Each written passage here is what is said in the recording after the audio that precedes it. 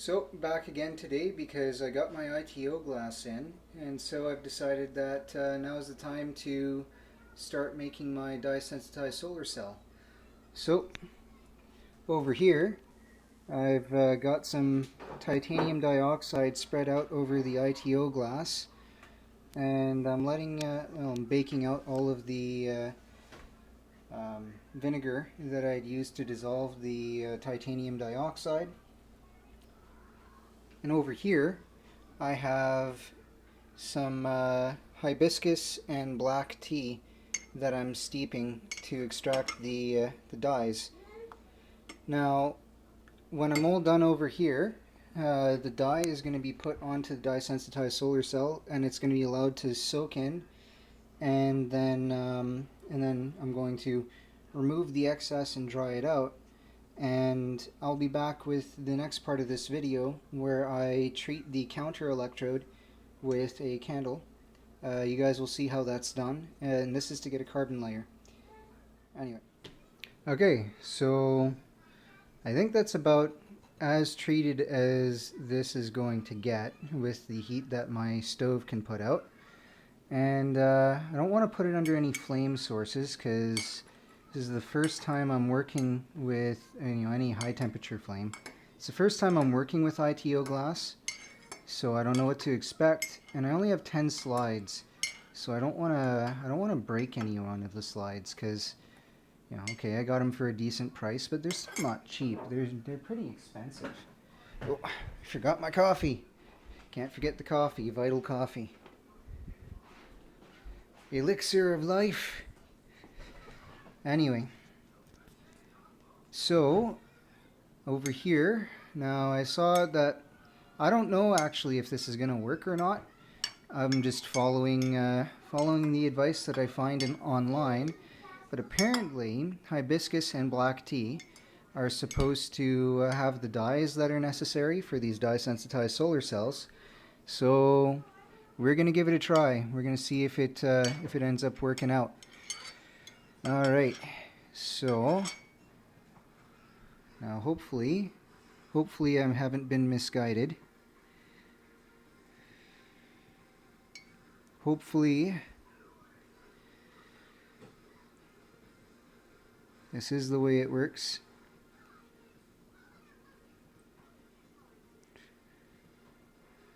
I know tea is an excellent way to stain things, so you know what? I want to make sure it's covered, so might as well just use all the tea. I'm not planning on drinking this tea anyways.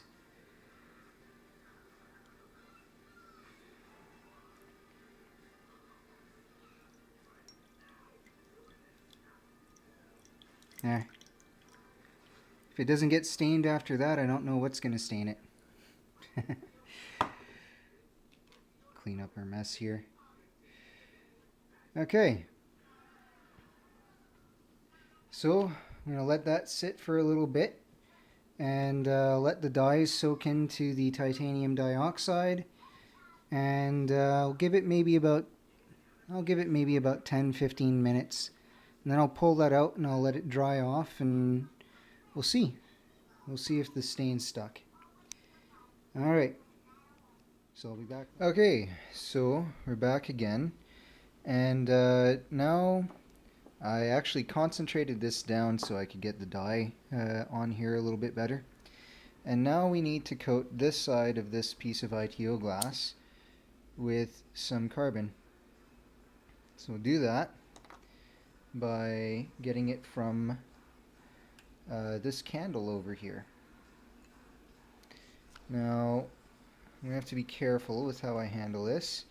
I already checked which side of the ITO glass was the side I needed. Oh. Looks like I'll have to. There we are. So what we want is the soot.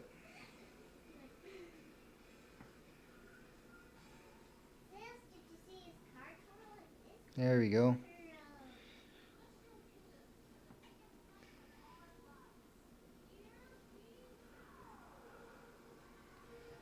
Oh, looks like we got a little bit of moisture left on this. from something.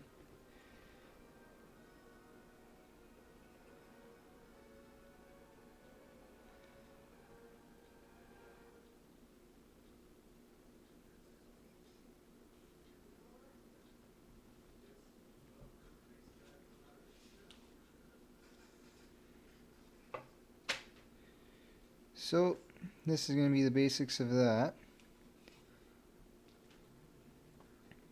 And it'll probably be easier for me if I have a second hand here. So I'm going to stop this video for now, and I'll come back when I'm done coating this piece of glass. Okay, so I coated the one side in the soot, and then this side over here I've got the titanium dioxide going. And this is pretty neat. I've got an interesting light reaction that's happening here with the solar cell. So right now you can see I've got 16 volts out, and check out how this interacts with the light. If I put a concentrated light on it, I get voltage in reverse.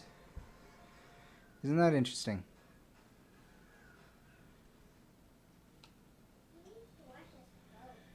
Now this might be the hibiscus or the black tea dye, and just the way that this performs. It's probably not the most optimal solution, but I take away the light and you can see the voltage flips around and goes the other way. Now if I stick her on milliamps, or on the lower setting scale, put this here, we can see we got a few microamps current going through, and if I stick the light on,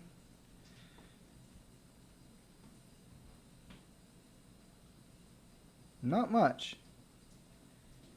There's not much current.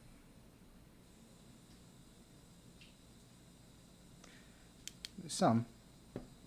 And remove it, goes the other way, settles out.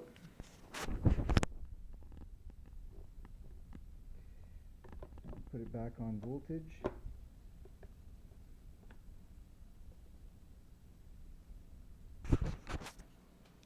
There we can see a few microvolts. Now this is likely large in part, and if I cover it with my hands, 22, 21. Again, stick the light on, and the voltage goes in the complete opposite direction.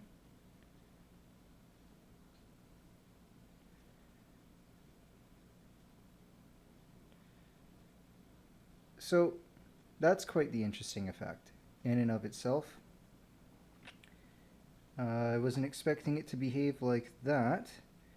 That being said, this was a pretty haphazard little experiment I did here. So it's kind of cool that I'm getting any effect at all.